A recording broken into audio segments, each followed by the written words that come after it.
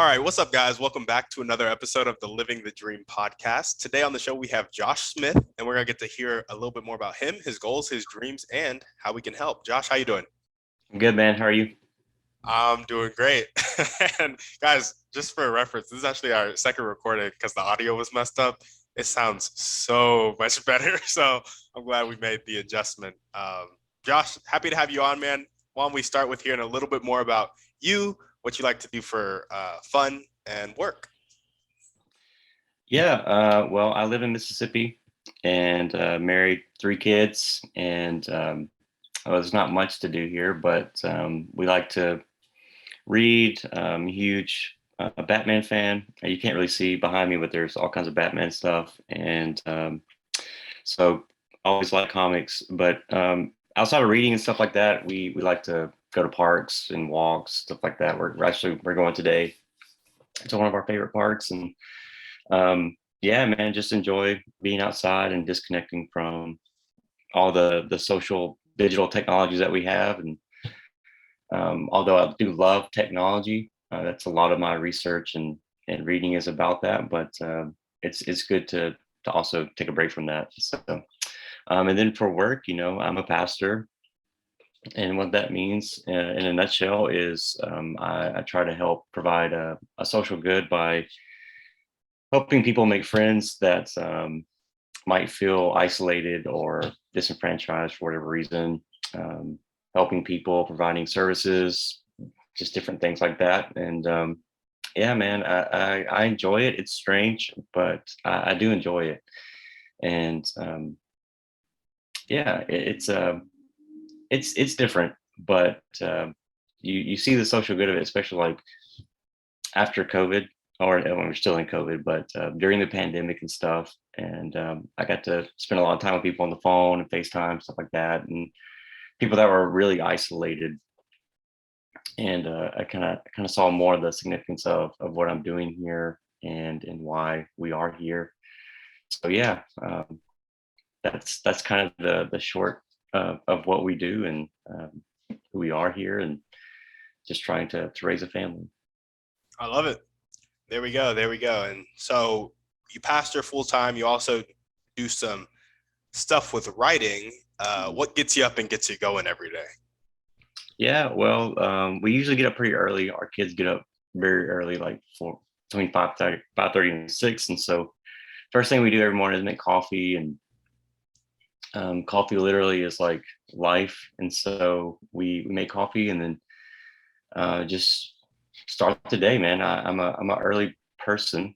I like to get up early and start my day, and do a lot of stuff between 7 and 12, and then I'm more flexible throughout the day. So I try to do all my heavy tasks, that's going to require a lot of brain power first thing in the morning, where all your neurons are fresh. So yeah, that's what gets me going, man. Just trying to get to the lunchtime, and then I can kind of relax and do other things. Yeah, for sure, man. I love that.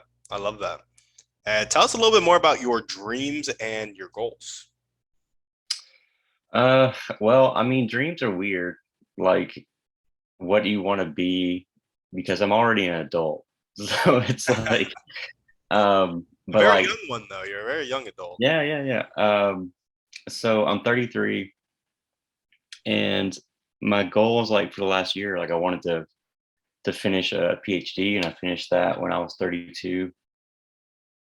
So like big goals, that's been a huge goal for me for a long time, is to get to that point, undergrad, grad school, been leveling work to get into a PhD program, and then in the PhD program, it took 4 years to finish that process.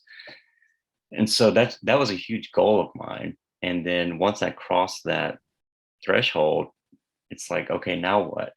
But as I'm kind of developing as a scholar and pastor, like that was a very small dream, I realize now.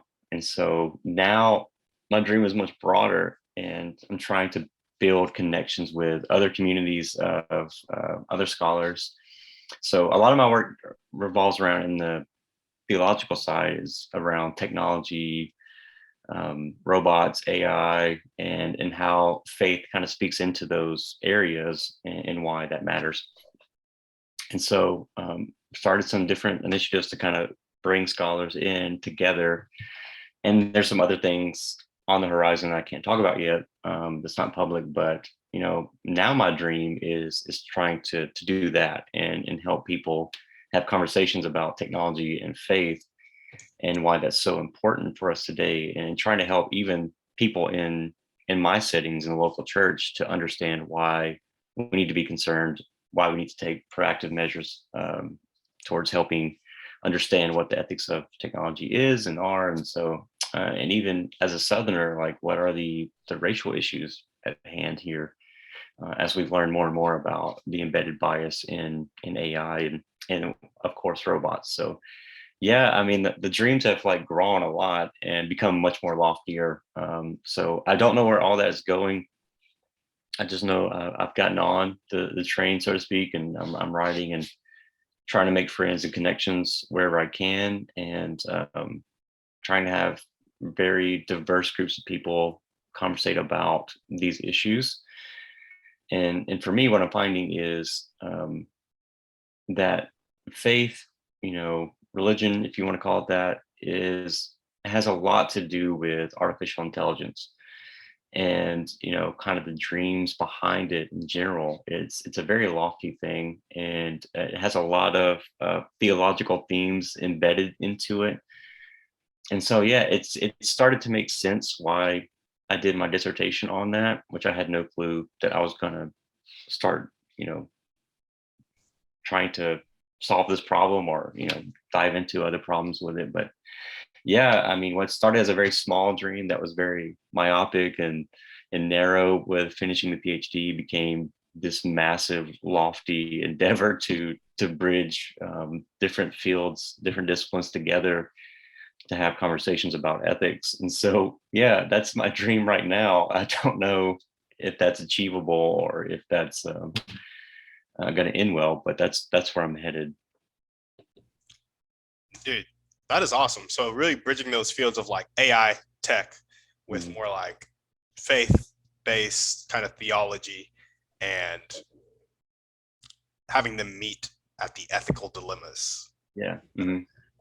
Awesome. Well, take us a little bit more into kind of how you found that they're intertwined, just the top one or two ways. Yeah, I think the biggest way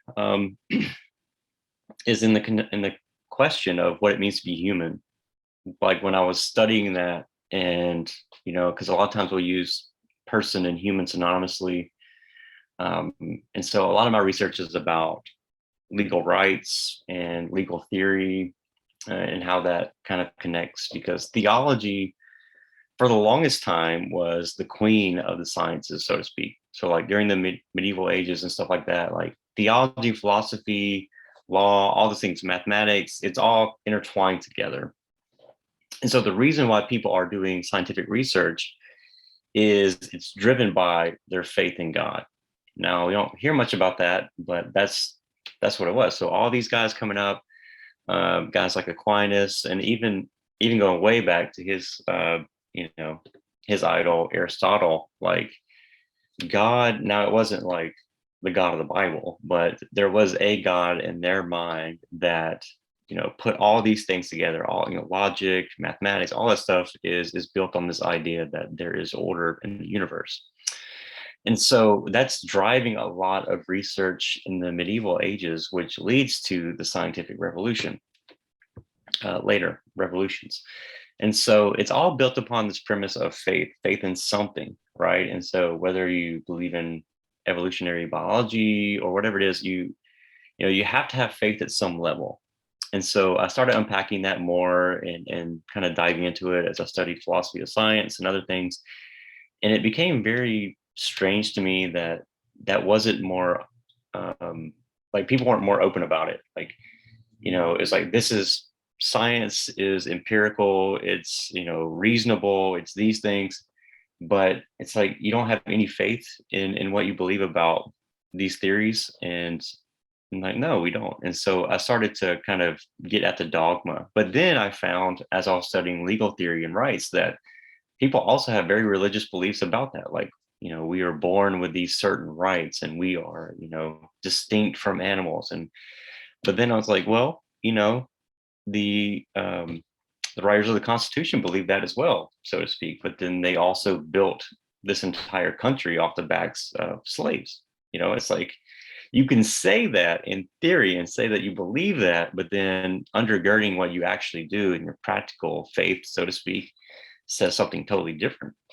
And so I started to find those points of connections, and that really the discussion about AI and robotics, about what it's going to do for us and how it's going to solve these issues with medical issues or economic issues. I'm like, those are theological ideas about, a savior, really, is what it is. And so we kind of displaced the idea of a mystical, invisible God, or, even Jesus, if you want to, talk about Jesus. A lot of people don't, but it's like, we kind of detach from that and then attach it to artificial intelligence or robotics. Now, a lot of people have lost their faith in it, and I think that's realistic, right? It's not ever going to be a savior, but it's also not at the other end of the spectrum where it's like doom and gloom, Terminator, iRobot type scenarios either. And so what I started to see was like there's two like almost religious camps that people sit in. And so there's one side where it's all doom and gloom, Terminator, and the other side where it's just utopia, savior, and it's going to fix all these issues in society, poverty, medical issues. And I was like, there's got to be a middle ground to this. And actually, I think, like the book like Ecclesiastes and stuff like that talks about the vanity of life, and there's nothing new under the sun, and all these things that we're trying to do with extend our life and make life easier through technology. That's a really old conversation. There's nothing new about it, right? And so while the technology changes, these conversations, you can find them in ancient Greece. You can find them in Judaism. You can find them, I mean, anywhere you look. They may not use the word robot because that word doesn't show up to the 1920s. They may not use artificial intelligence because that word doesn't show up too much later in the 1950s, but they had these concepts and ideas. And so a lot of what I'm doing is say, hey, you think this is a new idea? It's not. You think you found something radically new about what it means to be human? You probably haven't. And not that the Bible or theology solves all these issues, it doesn't, but that it gives us some practical wisdom about how to approach this humbly. And there are unintended consequences for creating certain technology that we have no idea what they will be. And so we need to have as many conversations as possible. We need to be open about it and not say it is going to fix every issue or it's going to destroy us completely. I think both of those narratives are harmful because they shut down dialogue. So even in rights debates and stuff like that, you automatically see where someone's religious faith is, quote unquote, because you ask them, okay, can a robot be a human? Can a robot? And people will tell you no, like absolutely not. Well, then why is that? Why? What are the distinguishing characteristics that make us different? And even in our different philosophies that we have in modernity, people will say that basically the world is built like a machine and that we are an extension of that. And so it doesn't make sense. It doesn't, it's not logically consistent in a lot of ways. And so I'm not saying that I'm fixing those issues, but just being a good old philosopher and theologian, just pointing out issues. Not that I'm fixing them or anything, but just saying, hey, have you thought about this? Or in my study of whatever culture for the last 10,000 years, whatever you want to go with, but lots of history in the Bible, from the ancient Near East to the Greco-Roman world, right? So that's a lot of literature. It's a lot of anthropology and study of human nature where, technically, if you look at AI and stuff, it's only the literature only goes back to like the 1940s. So that's not a lot of time to be thinking about what it means to be human. Where we have guys like African scholars like Augustine and others, they've been thinking about this for thousands of years, technically, not literally them, but their writings and stuff. I mean, it's old, man. I mean, it's old wisdom, and they've been looking at these questions for a long time, and I think we need to listen to them and hear from them, and then speak into modern issues. I don't know if that answered your question. No, dude, that was great. I loved it. Um, it was a little over my head. I won't lie. Okay, sorry. No, you're good. You're good. I'm just trying to figure out which piece I want to hone in on. So you kind of you brought up the question of whether AI can be human. Do you want to Yeah. elaborate on that a bit more, and maybe on some of the conversations about aspects of being human versus aspects of not being human, and where there's gray? Yeah, well, I think humanness and personhood are kind of concepts that we define. Now, I'm not saying that a human is undefinable as far as like we know when we see a human, right? For the most part. And biologically, it is a human in its DNA. So, I mean, there's no debating that, you know, a child born is a human, right? That's not what I'm saying. But as far as like, if we tried to like boil down in essence what a human is, it's really hard to do. And so, in the history of thought here, that's a little summary, is that we've tried to pinpoint it in a couple of different areas. So it's either purely rational, like we are a rational linguistic being. So we could say that being human is, we are superior intellectually. Okay, well then that's a problem because not all humans have the same intellectual abilities. In fact, some people are intellectually disabled. And so do we want to like lessen that human person, because their IQ is really low, or because they have a traumatic brain injury, or they were born infirm, or whatever it is. Like, we don't want to lessen that person, but at the same time, we consider clinical death brain dead. And so that reveals something about what we value about the human person. Okay. And so I challenge that. I don't think it's only solely in the rationale, the reason, which has been historically where the difference has been pointed at for humans and animals. And so some people have said the soul, right? Well, what is that, murky notion of the soul? And, well, I mean, there's a lot of technical stuff behind it I don't want to get into, just because it'll bore your listeners to death. But I mean, basically, the soul is what I believe animates the body, and they're kind of intertwined together. Okay. And so people say, well, animals don't have a soul. Well, I mean, how do you prove that? If we're looking at it scientifically, how do you prove that there's no soul in that body? Or what is the soul? And we don't know. And so people disregarded that argument. And so, well, maybe it's about pain. And well, what is pain? It's also one of those imaginary things too. Like, it's real, but it's just C fibers firing, and pain is really hard to pin down, because there's emotional pain, there's chronic pain, there's acute pain. So like, what pain are we talking about? And so this goes back to the abortion argument. This goes back to all types of stuff, and I don't think that's a good argument either. And it's because like, an octopus is smarter than you and I in some regards, right? Like, there's animals have different sets of intelligence, different sets of pains that they can feel. So it becomes really murky, right? And so likewise with robotics and AI, we can't measure intelligence in a empirical way, right? We can't measure pain. We have no clue what the soul is, empirically. So all those questions, I think, show us that there's more to what it means to be human, what it means to be a person, than we've traditionally wanted to allow room for.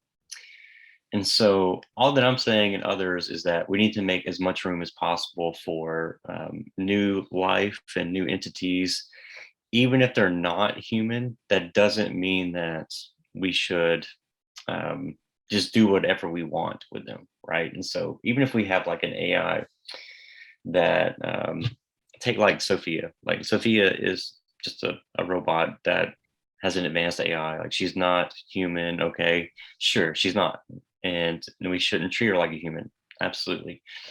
But that doesn't mean that we should just treat her however we want to, right? We still would say that it's not okay just to go up to Sophia and beat her over the head, right? Like, that's not right. Or, if it was a child like robot, would we say it's okay to just, throw it off a roof, or run over it with a car, or beat it and abuse it? And the reason why we would say that that's a problem, because of what it reflects about us and how we use this technology. And I would argue, from a Christian theological perspective, it's deforming to us because of how we're supposed to steward things and lead things to flourishing. And so if I just only use a piece of technology, and so it doesn't have to be a robot or AI at all, like even with a Roomba or something like that, it's not a good ethical practice to destroy and to misuse technology or resources that we have, right? That just doesn't matter what it is. And so I'll kind of extend that argument to robotics and AI as well. It says something about us, I think, too, that we're even making this technology. And so, that's a question we need to ask. Like, what does it mean to be human? What does it mean to be a person? And from the Christian theological perspective, it kind of goes back to the Imago Dei. And a lot of people will say that, oh, because we're made in the image of God. Okay, well, what does that mean? Like, is that, it kind of goes back to those arguments. Is it intelligence? Is it because we have emotions? Is it because we feel pain? Is it what is the defining characteristic here that makes us distinct from, say, animals or other beings? And we don't get an answer, right? It's just kind of assumed, like, that we know what a human is and that we know what an animal is. Okay, so that's fine. I think that's fine. And I don't think we're going to get clear, distinct categories other than the DNA is different. But even with DNA, right, we share characteristics with, plants and different animals. And so I don't like that argument either, because there's some seriously racial issues with that have come up in history. And I don't like that argument at all. But so I wouldn't say that we evolved from, like, apes or whatever. I think we're distinct in our nature, but I don't think we should use that as an argument to say I am the superior being. I can do whatever I want with animals or the environment, because guess what? We need animals in the environment to live and to flourish. So we need to take care of it. So none of those questions are going to be answered, I believe. And so why do we think that it's going to be different with AI and robotics that are driven by AI? I don't think it will be either. And so we just need to be very careful about how we treat these entities. I mean, what if they eventually do have emotional lives and they do feel pain? And you say, well, why would people make something like that? Well, they are making stuff like that. And a machine can feel pain technically. Like I said, it's a programmable thing, and it may not be the same way that we feel pain. It's not going to think like us. It's not going to desire the things we desire and dream about what we dream about. But it will have its own set of dreams, right? It'll have its own set of desires. And who are we to say, that's less than us? And I even find some very problematic arguments tied to the pro-slavery literature, like that they're making that for robots, they should just be slaves. And one scholar straight out says, she says, robots should be slaves. And I'm like, how could you even say that? Like, that's just, to me, that's just so, I don't know, I don't say ignorant, but I understand what she's saying, but it's so insensitive to all the questions of history of philosophy and the great questions of life, and and the problems of slavery. And here we are, and there have been many Black scholars who've come out and said that there are direct connections to even like the sci-fi depiction of robots in the Black body and image. And so guys like Gregory Hampton and Philip Butler and others who have really kind of pointed out there's this kind of embedded, even in the coding language, right? It's a master slave language. There's these issues of race. And so, every technology that we create, it comes with our own problems that are derived from human problems. And so, we need to think about that and what it means. If I make a slave, right? If I make something to serve me, which is what robot means, it means forced labor, or forced, servant. And so if I make that just for that reason, like, what does that say about me as a human? And so that's a question we need to ask. And people get really offended when I talk about that. But I didn't make that up. I'm not, that's just embedded in the literature. It's embedded in, I mean, think about Rosie from the Jetsons. I mean, she's straight up a mammy. That's what she is, right? And it's just been there all along, and we've not dealt with it. And so, yeah, there's a lot more to that, Timothy, that you probably didn't want to get into, but there's some big questions in this field. No, man, I love that. And I love that you pointed out the fact that our actions say things about us. And even the fact that somebody would say, okay, AI robots should just be a slave. It's like they were saying the same thing about Black people way back in the day, and it's like, okay, clearly that human aspect of us has not changed. And we know that that aspect going untamed leads to really dark things. And if we create robots with that intent for us, it's like, then that there's a doomsday argument. I think that's where that comes from. But it's like, yeah, man, it's just, we got to check our morals and ourselves. And I like that you brought that up. Yeah. Awesome. Well, if there were one or two people that you could meet right now and they would help you take the next step towards really bridging these different disciplines to have these conversations about ethics, who would they be and how would they do it? Oh, man. Oh, it's such a big question, Tim. Oh, man. There's a couple people that I have met that have helped me a lot. Do you mean like that have passed away? Let's go people who are like, let's do both. People who have passed away and then people who are here and now, because people who passed away, maybe there are people who are here and now that studied them and can connect with you on those points. So, oh man, that's the weird thing about this field. Like, it's so young, relatively speaking. I don't know, man.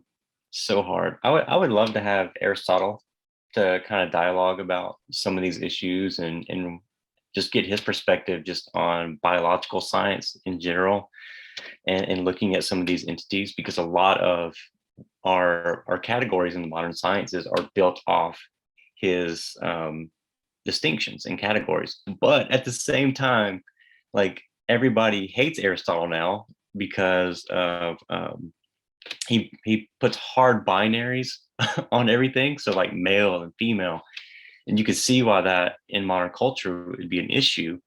And so there's this massive shift away from Aristotle in the Middle Ages, or after the Middle Ages, that people are like, we got to get away from these hard binaries. And even before the whole transgender thing, like, there was a problem with that. They felt like this needs to be moved away from. And so guys like Descartes and others, and they just pushed and revolted. So I'd love to have Aristotle here just to get his perspective of, like, hold up. First of all, you guys are using all my categories and all of my, structures and hierarchies in your biological sciences, but at the same time, you're rejecting them. So how does that work? And it's like Aristotle's having his revenge, so to speak, and he's used in so many different areas, but then he's also harshly rejected in a lot of his stuff. And I think, he would have a lot of things that I wouldn't agree with. And as you know, the Greek and Romans were very much, well, except Plato, they're very pro-slave. And so I don't know. We would disagree about some things, but I would also like to get his perspective on artificial intelligence and like the distinction between robot and human, animal. So I think that would be put in his hierarchy as well. and that it's there in some sense, but I would like to have him spell it out a little bit more. Um, and then modern day, there are a couple. There's just so many. There's so many female scholars in the areas of robotics that have really changed the trajectory of this field. And so when you get into the literature and you see like there's a very white male vision of what robotics and AI would be, and it's always like it solves all the problems and it's very utopian. And then the way that a lot of the female scholars have framed it is it's more of a how do we care for these entities? How do we care for the environment? How do we care for the stuff, not like just straight up the pro-slave argument that a lot of white males have like really argued for. They wouldn't say it like that, but that's what they're arguing for. And so these female perspectives have really changed it. And so women like Noreen Hersfield, I would love to sit down with her, and maybe in the future I will get to. Kate Darling is a big one at MIT. She's like super famous now, so it's really hard to get in contact with her. And there's just so many. Enforced is a big one. Just really hard people to get in contact with, But there's so much, and she's worked at MIT as well, and she's a theologian and computer scientist. So it's like kind of, I don't know if she do you want to call this, but like the grandmother of what I'm doing and in the studies. So I mean, there's lots of them, but I think What was that those last person's name? You said M. Forrest? yeah, Gotcha. or it's like it's not forest, it's like forced. Like it's Yeah. the R and the E is backwards. So sorry, my draw gets in the way sometimes. But yeah, it's there's so many great ones in the fields, and even more like there's been more room made for those voices at MIT and other places. So yeah, there's a lot of people that I'm fans of, and then a lot of people that I know because it is a small community that have come alongside me and helped me out. People like David Gunkel, who's written on robot rights, Josh Gellers, Mark Kuckelberg, Sven Nieholm. I mean, there's just tons and tons of people in this community, but it's still relatively small, right? And so we kind of know each other, and we have different perspectives on it. But yeah, it's been really neat. That's awesome, man. That's awesome. Well, let's jump into our thriving three now. And I really want to ask you one question from this, and it's what's your favorite book, movie, or podcast? Pick one. Oh man. Asking for somebody's favorite book is like asking for their favorite child. All right, here we go. What is the book that you have gifted the most? Maybe that's a better question. Oh, okay. So like literary book that I've gifted the most would be Camus' book, The Plague. So, oddly, like it's a book about this massive plague that hits a small town, and it's about death, and it's about like reconciling with death. And it's a very dark book, but oddly enough, I've given that to a lot of people prior to the pandemic. So I don't know if I would do that anymore, but it's definitely one of my favorite. And like Camus, The Stranger, if you probably read that in high school, and other little stories. I don't know. I just like his writing, and there's other. Mary Shelley's Frankenstein would be a close second because it's.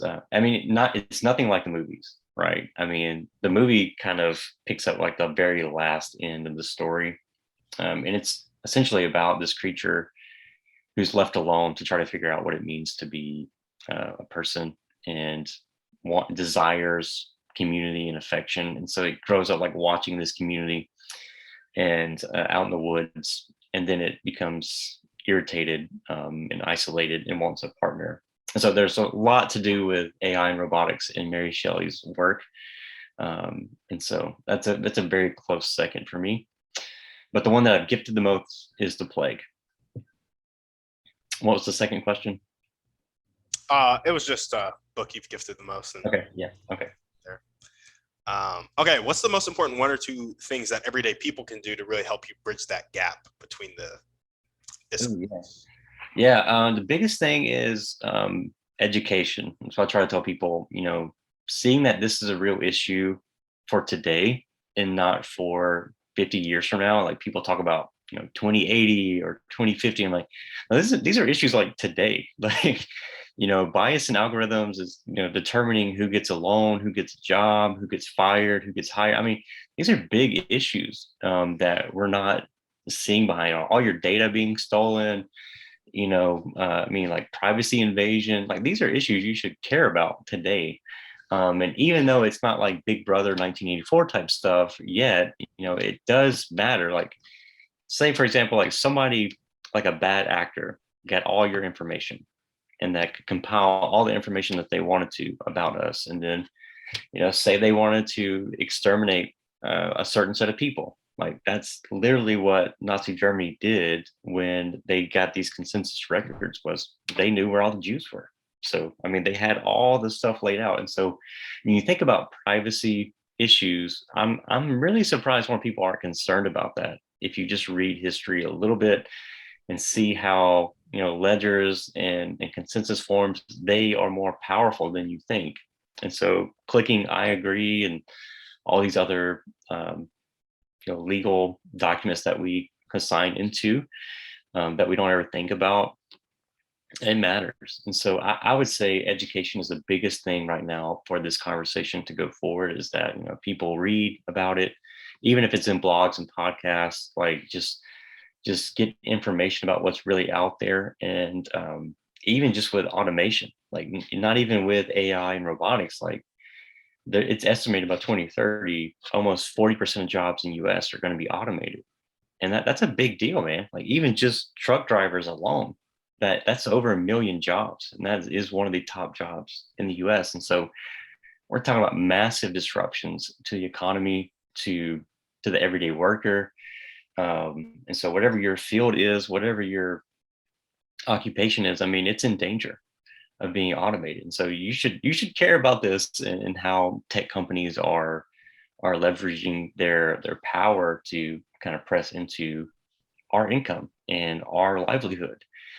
And if we don't do anything, if we don't educate ourselves, if we don't vote the right way, if we don't put the right people in positions of power, it's not going to go well for us, I think. And so read as much as you can, talk about it. Don't put this conversation off until 2030, when it's going to really hit.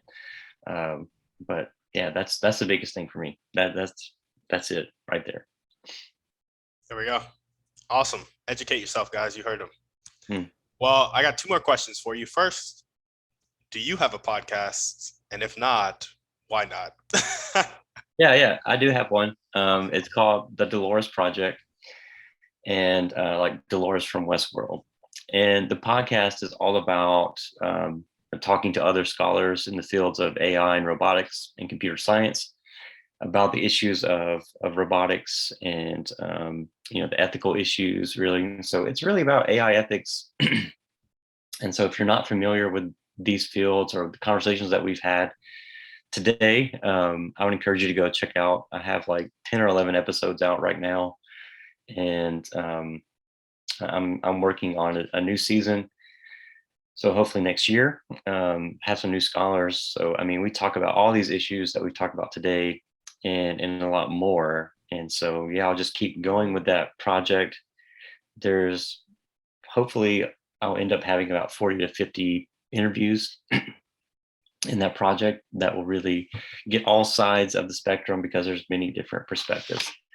But yeah, the Dolores Project, I do that. And then I'm pretty active on Twitter, at Joshua K Smith _ Joshua K _Smith. And then I also have a website that I don't do as much there, but the podcast is linked there, and some of my other episodes, podcasts that I've done, will be linked there. So if you want different perspectives on these conversations, it's all there for your enjoyment. Yeah, for sure. And you said on your website, what was that again? JoshuaKSmith.org. There we go. Yeah.